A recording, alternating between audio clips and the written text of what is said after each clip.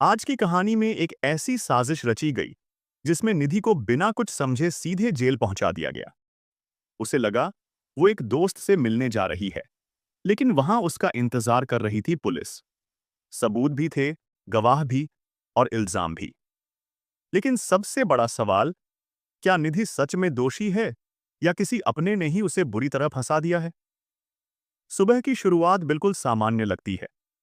निधि उठती है, थोड़ा अस्वस्थ महसूस करती है, लेकिन उसे समझ नहीं आता क्यों। रमन उसका ख्याल रखने का नाटक करता है, उसे नींबू पानी देता है, प्यार से बात करता है, फिर कैजुअली कहता है कि शानाया को नाश्ते पर बुला लो, बिजनेस की बात भी हो जाएगी। निधि को कुछ भी गलत नहीं लगता। वो खुद फोन करके शानाया को कॉफी शॉप मिलने बुला लेती है। उसे अंदाजा भी नहीं कि वो खुद अपनी जिंदगी के सबसे बुरे पल की तरफ बढ़ रही है।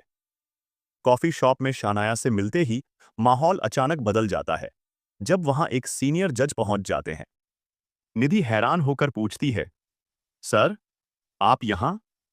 जज सख्त लहजे में कहते हैं, तुमने ही मुझे यहां बुलाया है, रिश्वत देने के लिए। ये सुनते ही निधि के पैरों तले जमीन खिसक जाती है। वो बार बार कहती है कि उसने किसी को नहीं बुलाया। तभी बहस के बीच उसका पर्स नीचे गिर जाता है और उसमें से नोटों की गड्डियां बाहर आ जाती हैं। सबकी नजरें निधि पर टिक जाती हैं। जज कहते हैं, ये वही पैसे हैं जो तुम मुझे देने वाली थीं। निधि रोते हुए कहती है, ये मेरे पैसे नहीं हैं, किसी ने मुझे फंसाया है। लेकिन अब कोई उसकी बात सुनने को तैयार नहीं। एसीपी वहां पहुंचते हैं।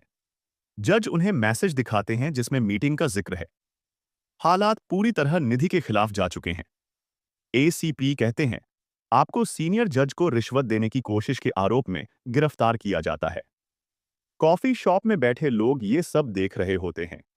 एक सम्मानित वकील की इज्जत पलों में मिट्टी में मिलती दिखती है।